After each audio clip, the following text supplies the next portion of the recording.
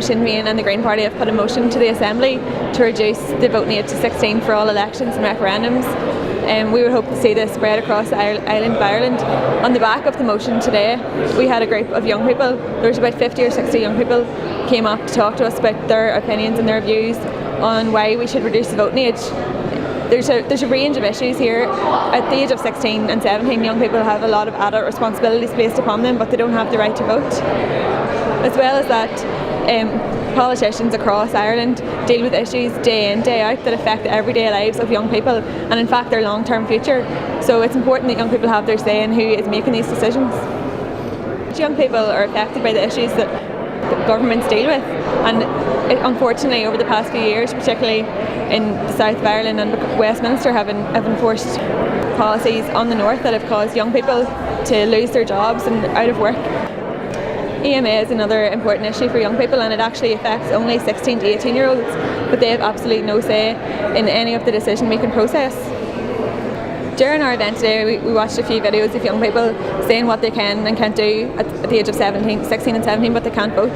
For example, at 16 you're liable to pay tax, you're liable to pay national insurance, you can give consent for your own medical treatments. At 17 you can legally drive on the public roads, which is a huge responsibility for anybody to accept at any age, and they can't vote. It just puts it into context. Recently the Scottish government have decided to allow 16 and 17 year olds to vote in their independence referendum, which is going to be happening in 2014. So it's important now that sets a precedence for other countries to follow.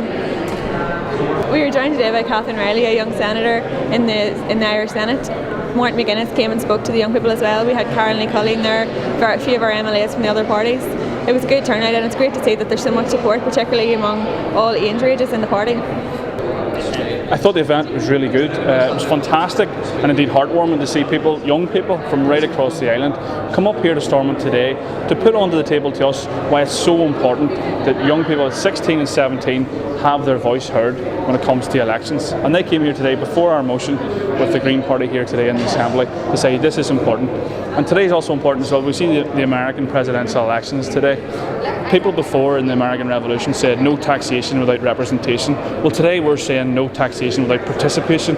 It's about time that 16 and 17 year olds whose lives are being shaped by political decisions get a say on how the decisions are made.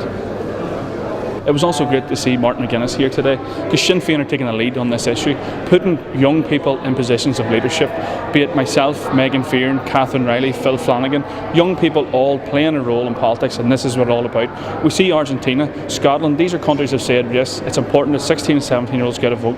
Hopefully we win this motion here today, and young people going forward, their voice will be heard.